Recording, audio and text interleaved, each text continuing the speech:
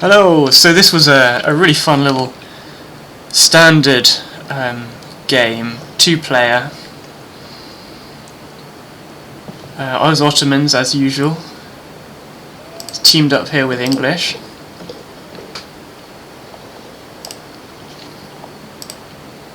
The English my allies had a very different play style to me, but nevertheless they were pretty good, I would suggest. I'll go on income per minute. It was a nice little game, so yeah, definitely worth watching. I was just a scout. I started pretty standardly, I start pretty much the same every game, so I don't want to waste too much time on the start. Get the trade network up as fast as possible. We're both pretty good at scouting. I was a little bit worried because he was a little bit slow to reach feudal. Very slow to reach feudal, actually.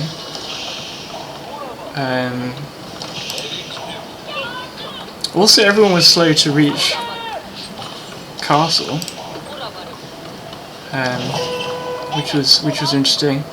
This is me scouting up here, which is quite nice. I just managed to actually scout the entire map pretty much. I noticed that greens, whilst scouting up here, I noticed greens are pretty good. But then I also noticed that my ally is doing pretty well at being early aggressive with, obviously it's English, so it makes sense, right? With longbow and spearmen. I do my standard thing, just protect the gold.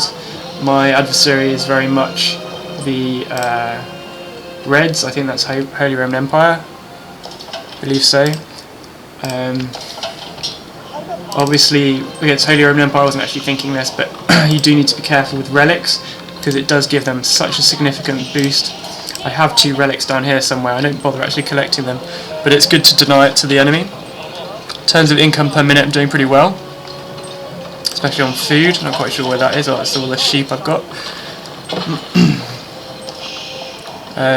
Yeah, food and gold, doing pretty well on. So that's what we like to see. Let's have a quick look at the Orange's early attack. So it does seem to catch them a bit off guard, which is nice. But they, as I say, they've got a English, standard play style, but very, very different to my play style, and they're doing okay. Just using longbows to absolutely, basically dominate and destroy any villagers that come their way.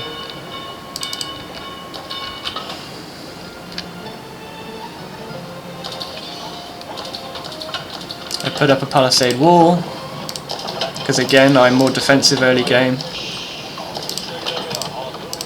I'm focusing on getting that resource, getting that econ sorted, upgrading. Got a little bit of an army just in case I do get pushed, but mainly it's about defensive work and resources. So I'm putting a lot. So I've finished up all my sheep. I put everyone on wood, with a view to getting that wood income such that I can just dominate with farms around this area. I've actually just noticed, I think there was a red army here. Yeah. Interesting that they do that. I think perhaps they think that their ally needs a bit of help, and so they go and do that. I think red might have actually been quite good.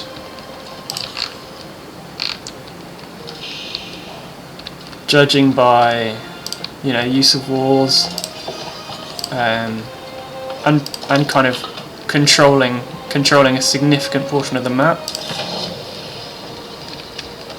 Who's that reaching Castle Age? I got Castle Age quite a little while ago, I think.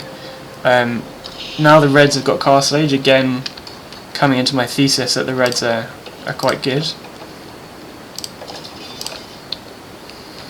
Let's switch, but I prefer when I'm watching replays to just have what I see, because otherwise gives you a bit of a false reality. And you think, oh, I should have done this, but it wasn't necessarily obvious at the time. So My point being, saying that, I should have just attacked now, right? It would have been fairly easy, seeing as half their army's over here. I don't know, would I have 21 normal men-at-arms? I probably would have been able to take that on. And I do start to push. Although I forget my my men-at-arms for some reason. I'm quite sure what happens there. I noticed that they have walls a little bit late. In fact, I haven't even noticed yet. But I do notice a little bit late, and that kind of scuppers me slightly. 19 minutes in, that's about right for me. Kill that scout. Let's just see if they start moving now. Yeah, they do. They start moving now. Start moving back, realising that they need to defend their own base. But I've only just seen that they've got walls, so they're actually fine, because I haven't even got a siege workshop yet. Yeah, so it's a little bit annoying because I've got now third age, and my plan was to use a load of villagers and dominate on that third age. Obviously the villagers are coming up here, but I can't get through because they've built a wall. Clever. So what I have to do is just get on this gold source for a little while to stop the villagers going to kind of just wasting time. And then I'm a bit slow to do that because I haven't really got any wood. Building a battering ram and then protecting that battering ram, not very well. Come on, protect it. There we are. Protecting that battering ram as it gets through the wall. Now I'll slow it down and just reveal and see what happens. So they've got a big old man-at-arms group of men-at-arms there, and another one there. They've already upgraded, I think, into Imperial. Here we are, Imperial. They're not doing crazy well on income per minute compared to me, although it's not that, you know, it's fairly close. What's happening here? That's interesting. Obviously I don't think I can see that. No. Not quite sure what they're doing here. I'll just try and think that through. They just decided to protect that gold mine. Maybe they think I've got another force coming. I'm not sure what the situation is. But here we are. I've managed to get through finally. I really, you know, they shouldn't have. That other little force might have been the difference. So these are normal men-at-arms. I haven't managed to upgrade them yet. I've got obviously normal men-at-arms and normal janissaries. My villagers need to go away. My mangonels are doing some reasonable damage, but obviously remember that... Oh, there we are. I think that was the reinforcements men-at-arms. But the janissaries are doing pretty well. 23. In terms of... Let's slow it down for a second. In terms of actual numbers, we've got 73 econ and 69 military, and they have 59 and 47 military. So it's pretty close, but the numbers are just about in my favour. I've got a couple of reinforcements coming along here. Villagers, trying to get the villagers out of the way to get back on gold. It's quite a nice little fight actually. I think most of my men-at-arms are now dead, which is problematic for me because the janissaries aren't very strong. I've got 8 apparently. I don't know where. So the enemy men-at-arms are attacking my janissaries directly, which is very problematic obviously. If I can kind of start to get the upper hand a little bit, then my janissaries are really going to start to come into their own, because they're able to get, you know, numerous rifles on target, as it were. And there we are, starting to win the fight. They've decided to come down here, perhaps because they're attacking the men-at-arms specifically, because they know they're weaker. But I just about win with a fair amount of casualties. It's fair to say. I mean, that's a lot. Now, importantly, and I think this is kind of a game changer, I am aggressive. I don't retreat at this point. I know I've only got a few troops, and they're not going to be able to support a serious push. But I've come up here with 21 villagers. My aim being to whack that Seagate Castle up.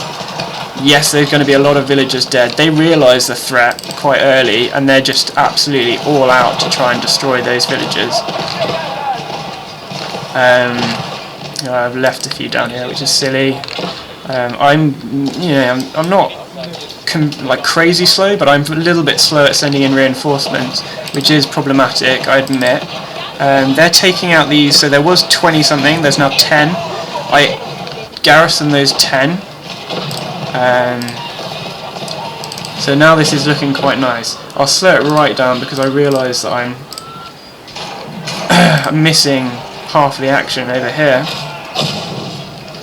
So they are, at the same time I'm doing this, the English are pushing quite nicely into the French. The French they're in Castle Age. English are only in Castle Age as well, so between me and Holy Roman Empire it's in both Imperial Age, and between English and French it's only Castle Age, but nevertheless the English are doing pretty well. Come back here. Up on my side the Seagate Castle is nicely positioned. It's not, perfect positioning, but it's got a lot of their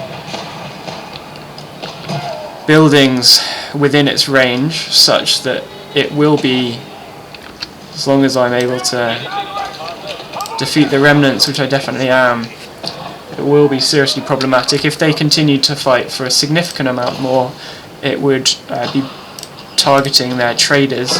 The only thing they could really do is use bombards or whatever against them, and their blacksmiths actually in range of the Seagate Castle, which makes it super problematic from their point of view.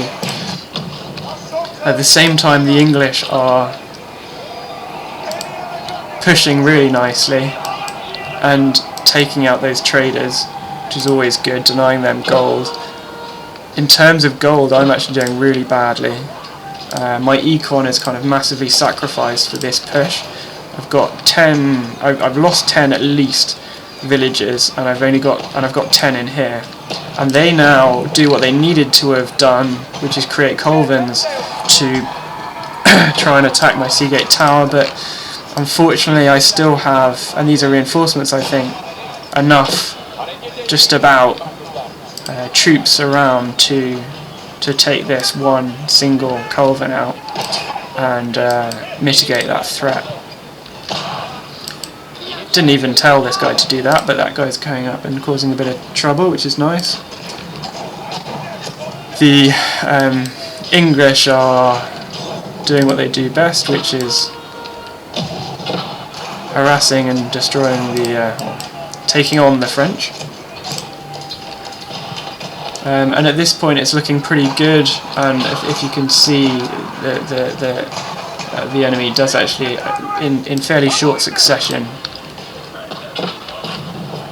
decide that they're finished. That was a good game. It was a good game. It's another example of rushing Imperial with the Ottomans. Rushing Imperial is always a nice move. Obviously the war was a problem, and I should have kind of seen that coming. I was also a bit kind of slow at responding. I initially built a siege workshop, and then realised, you know what? Why don't I just create the battering ram with the units, having already used the wherever it is, the blacksmiths down here. To one of the first things I did was hit the cogs, whatever it is, to allow units to create the battering ram. Nice number of farms in the end, and a reasonable layout. Obviously, a lot of the gold traders were taken up to try and build that Seagate Castle, so they're all lost. But other than that, econ was doing fine. In terms of how the English played, as I say, they kind of did almost the opposite strategy, which is to push really, really early to harass the enemy, kill a lot of villagers with their longbows, as you would expect them to, and then continue that pressure, which was really nice. So fair play to Gonvilts. My own kind of strategy can go either way a little bit, and you have to be quite careful about it, and I almost lost it, I would suggest. I almost didn't bring enough units to bear on the enemy, but eventually I just about managed to do it, and I just about managed to bring enough people along with me. It's at least 20. I normally bring a few more, to be honest, but good game. I'll just play it out. Here we are. Ooh, there we are. So yeah, taking out that Colvin. That was really what they had to do. Unfortunately, a little bit late. Kind of too little, too late situation.